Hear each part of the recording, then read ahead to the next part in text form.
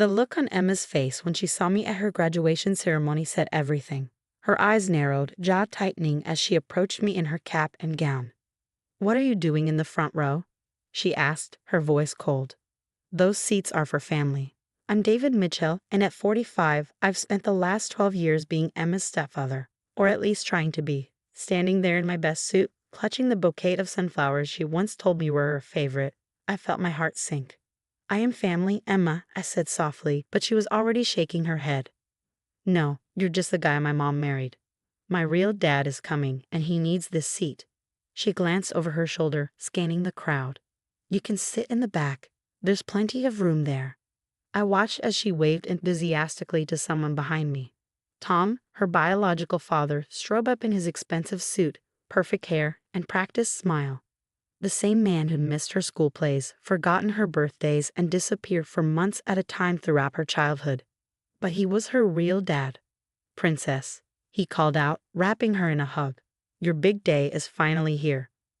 I quietly gathered my things and moved to the back row, just as Emma had suggested. From there, I could see everything. How she beamed at Tom, how she introduced him proudly to her friends, how she pretended not to notice me at all. My wife Sarah squeezed my hand as I sat down beside her. "She's just excited to see Tom," she whispered. "You know how she gets when he's around." I did know. I'd watched for 12 years as Emma chased after Tom's approval, making excuses for his absences, cherishing the rare moments he decided to show up.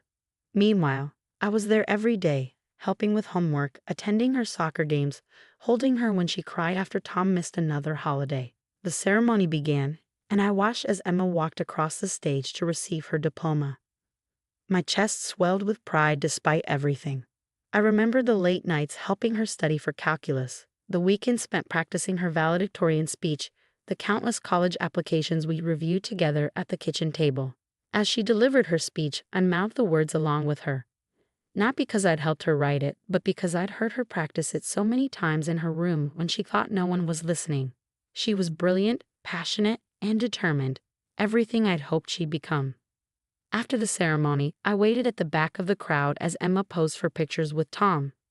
He draped his arm around her shoulders, playing the part of the proud father perfectly. I clutched a small envelope in my pocket, wondering if I should even bother giving it to her. "David," Sarah called out, "come take a picture with Emma." Emma's smile faltered as I approached. "Mom, we've taken enough pictures. Besides, Dad and I are going to lunch to celebrate." Tom checked his watch, his expression shifting. "Actually, Princess, something's come up at work. Rain check." I watched the familiar disappointment flash across Emma's face before she covered it with a practiced smile. "Of course, Dad. I understand. Work is important." As Tom hurried away with promises to make it up to her, I saw Emma's shoulders slump slightly, the same way they had every time he'd let her down over the years. But this time was different. This time, I had something to show her. "Emma," I said, stepping forward. "Before you go, there's something I need to tell you. Something I've been keeping secret for the past 10 years. She turned to me, her expression guarded. "What are you talking about?" I pulled out my phone and opened my email, finding the message I'd received just that morning. "Remember when you were 12, and you wanted to go to that prestigious science camp, but Tom said he couldn't afford it?" "Yeah," she said slowly. "Mom said we couldn't manage it either." "You went anyway," I continued, "because they offered you a scholarship." She nodded, confusion crossing her face. "What about it?" "It wasn't exactly a scholarship, Emma. I've been secretly funding your dreams for the past 10 years, making sure you had every opportunity to succeed. The science camp, the soccer tournaments, the academic competitions. I made anonymous donations to ensure you could participate in all of them." Emma's eyes widened, but I wasn't finished. I handed her the envelope from my pocket. "And this is my final gift. Open it." Her hands trembled slightly as she tore open the envelope. Inside was a letter confirming that her college tuition had been paid in full. Anonymously, of course, just like everything else I'd done for her over the years. "But how?" she whispered, staring at the letter. "Why?" "Because that's what fathers do, Emma. Real ones, anyway." Emma stared at the letter, her hands shaking. The bustling crowd of graduates and families around us seemed to fade away as she processed what I just revealed. Her mouth opened and closed several times before she finally found her voice. "I don't understand," she said, looking up at me. "You've been doing this since I was 12. All those opportunities, they were you." I nodded, watching her face carefully. "Every single one. The summer robotics program you loved so much. I worked extra shifts at the engineering firm to cover it. Those special art classes you wanted to try. I sold my vintage car collection. When you needed a new laptop for your coding projects, I picked up weekend consulting work. But," she glanced at the graduation crowds, then back at me, "why didn't you ever tell me?" "Because I didn't want you to feel obligated to love me," I said simply. "I wanted you to have every chance to pursue your dreams without feeling like you owed me anything in return." Sarah stepped forward, her eyes glistening. "David, you never told me about any of this. The extra work, the car collection. I knew you'd try to stop me." I smiled at my wife. "You'd say it was too much, that we should split the costs with Tom. But I wanted to do this. Emma deserved every opportunity, regardless of who her real dad was." Emma's face crumpled slightly at those words, her own words thrown back at her. She looked down at the college tuition letter again, her fingers tracing over the amount. It was substantial, representing years of careful saving and planning on my part. "The anonymous donor who funded the girls' coding initiative at my high school," she said slowly, realization dawning. "That was you too, wasn't it?" I shrugged. "You were so passionate about getting more girls into STEM. I couldn't let that dream die just because the school didn't have the budget. And my first computer, the one that mysteriously showed up on my birthday when Tom, forgot again." "You need it for your programming classes," I said softly. "I couldn't bear to see you disappointed on your birthday. Again." Emma's lower lip trembled. "The emergency fund that helped Jessica's family when her mom got sick. The one that meant she didn't have to drop out and could stay your lab partner." I nodded. "You were so worried about losing your best friend. It seemed like the right thing to do." "All this time," she whispered, "I thought it was just luck. Random acts of kindness from strangers. But it was you. It was always you." The crowd around us had thinned considerably, families heading off to their celebration lunches. Emma looked around, suddenly seeming to notice Tom's absence again. But this time, instead of disappointment, there was something else in her expression, understanding. "You know what the worst part is?" she said, her voice thick with emotion. "I remember telling you about every single one of these things, excitably sharing the good news when these mysterious opportunities came up. And you just smiled. You celebrated with me like you were hearing it for the first time. Your joy was all I needed," I replied. "Seeing you light up, watching you succeed, that was worth every sacrifice." Emma clutched the letter to her chest, tears finally spilling over. "But I've been so awful to you. All these years, pushing you away, insisting you weren't my real father. And you just kept loving me, supporting me. Why?" "Because that's what parents do, Emma. Real parents. We love our children unconditionally, even when they push us away. Even when it hurts. We keep showing up, keep trying, keep supporting, whether they know about it or not." Sarah wrapped her arm around my waist, leaning into me. "David's right, honey. Being a real parent isn't about biology. It's about being there, day after day, in all the ways that matter." Emma looked at us both, really looked at us, perhaps for the first time seeing the truth that had been in front of her all along. Then, without warning, she stepped forward and threw her arms around me. "I'm so sorry," she sobbed into my shoulder. "I'm so sorry." I held her close, feeling the walls she'd built between us finally starting to crumble. "You have nothing to be sorry for," I whispered. "Nothing at all." That evening, after the graduation celebrations had wound down, Emma sat with me in our backyard. The same backyard where I pushed her on the swing set, taught her to ride a bike, and helped her with countless science projects.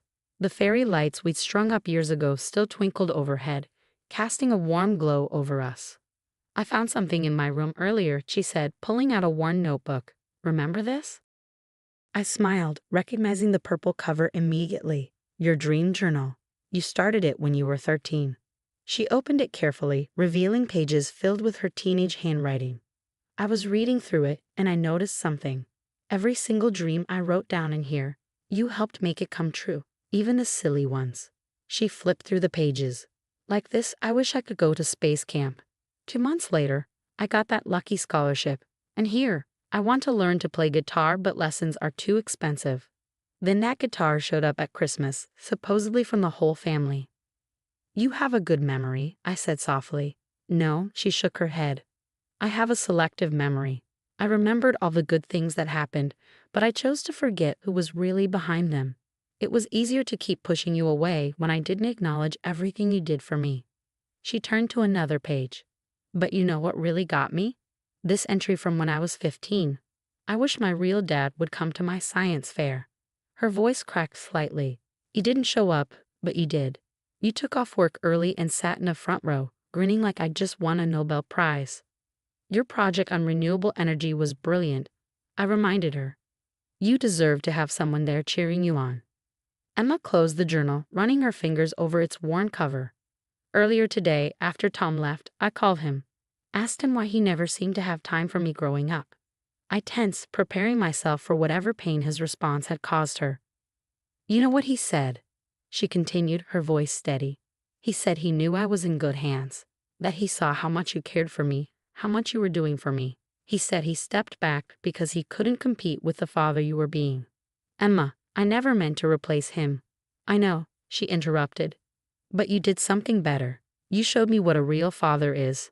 Not someone who shares my DNA, but someone who shares my dreams, who fights for them as hard as I do, maybe even harder. She reached into her bag and pulled out a small package. I got this for you today, after everything. It's not much, but I unwrapped it carefully. Inside was a photo frame, and when I turned it over, my breath caught in my throat. It was a picture from her science fair, one I'd never seen before. In it, I was watching her present her project, my face filled with unmistakable pride. Written across the bottom in her handwriting were the words, "To my real dad, thank you for showing me what that truly means." Emma, I whispered, touching the glass gently. I was so focused on having a real father that I couldn't see I already had one, she said, wiping tears from her cheeks. One who didn't just show up for the big moments, but created them. Who didn't just say he was proud of me, but proved it every single day. Sarah appeared at the back door, smiling at us through happy tears. Dinner's ready if you two can pause the emotional breakthroughs for a few minutes. Emma stood up, offering me her hand. Actually, Mom, I was thinking maybe we could go out to celebrate. All three of us, as a family, a real one. Over dinner at our local Italian restaurant, the same one where we'd celebrated Emma's first science fair win. We talked and laughed like we hadn't in years. Emma shared her plans for college, her eyes shining with excitement as she described the engineering program she'd be starting in the fall. You know, she said, twirling pasta on her fork, all those anonymous donations over the years, they didn't just help me. They showed me the kind of person I want to be, someone who lifts others up, who gives without expecting anything in return. Sarah reached across the table, squeezing my hand. That's exactly who your father is. Emma nodded, and this time when she said father, I knew she meant me. Which is why I've decided to start a scholarship fund at my high school. For girls interested in STEM, and I want to name it after you, Dad. The word dad from her lips made my heart swell. After 12 years of David or just avoiding addressing me at all, this simple word meant everything. You don't have to do that, I said. I know, she smiled.